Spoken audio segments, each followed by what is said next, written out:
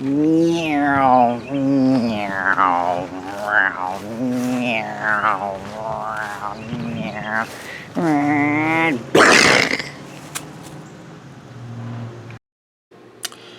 because of that spectacular crash, we now have a problem with one of the motors. See, this motor spins nice and free. This motor doesn't spin at all. I think when it hit the tree, it must have hit sideways and backwards and damaged this motor. So I'm going to take this motor off and go ahead and replace it. This video is not really going to be about replacing the motor. That's extremely straightforward. What I want to do is, once I've got this motor off, I want to see if we can take it apart and see what happened and maybe even fix it, because it feels like it's tight all the way around. There's no like specific tight spot, so I don't think anything got bent. I'm wondering if just a bearing got knocked out of place or something like that. So let's see if we can get this off and fix it. Alright, here's the old motor. Now the first thing I noticed when I was taking this off is there was a bunch, I don't know if you can see, it's kind of shiny on the bottom. There was a bunch of excess thread locker between the motor and the frame. I guess they must have gooped a bunch on there when they originally put it together and put the screws in. I don't think that was the cause of this issue, why it's really tight, because I'm pretty sure I felt it being tight only after the accident. It's possible it had gotten in there before, but what I want to do is I want to take this circlip off of here, and I want to go ahead and pull the bell off and then clean all the surfaces and the bushing on the bottom, and just kind of put it back together and see if that Loctite had gotten into the bushing and is what's causing it to be tight, and I just coincidentally found it during the accident. So I'm going to go ahead and pull this circlip off here. I'm just using a probe because this is really small and easy to take off. Alright, watch your fingers. Okay, circlip is off. And there's going to be a thrust washer as well, a little tiny thrust washer. So we'll get that off of there. So just one, or are there two? There are two on this one. Sometimes there'll be one, sometimes there'll be multiples.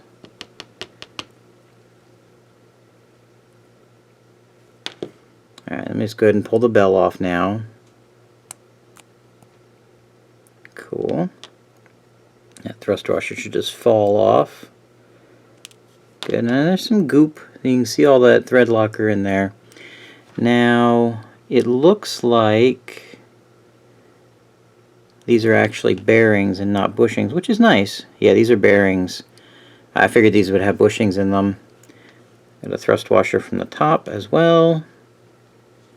So let's keep these in order so you can see. Well, you can't see, but these two thrust washers came off the bottom, and one of them is thick and one of them is thin, and then off the top there's just the thin one. So it was set up that way. I don't know if each individual one is set up or if they're just all done that way, but you've got a thick and a thin one on the bottom and then a thin one on the top. So what I'm going to do, I want to test these bearings real quick. I'm just going to stick this probe in here and give this a spin, and this bearing feels just fine. I'm going to try the top bearing as well, and it also feels just fine. So I'm pretty sure this shaft is straight. I didn't notice any wobble on it, and just looking at it, it looks for the most part straight. So I'm going to guess that I'm going to clean all this up, and this motor is going to be just fine. Got some goop in there too, but I think that's just from manufacturing. So let me take a little bit of alcohol and clean all these pieces up, and then we'll see what happens.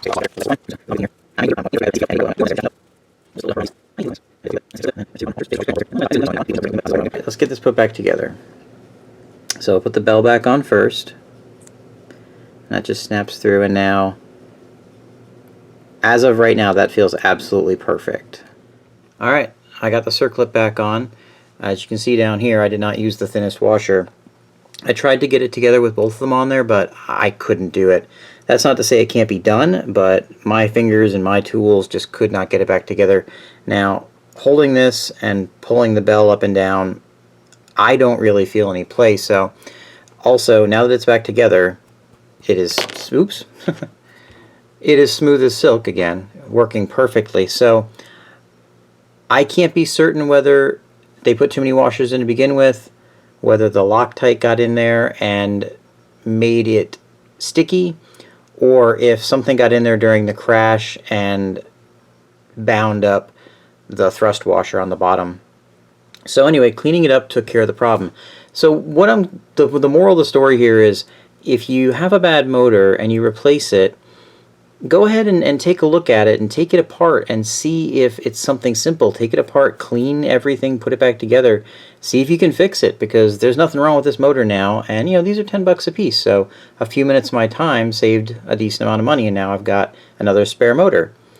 Alright guys, if you have any questions, let me know. Thumbs up if you liked the video, and I will talk to you later.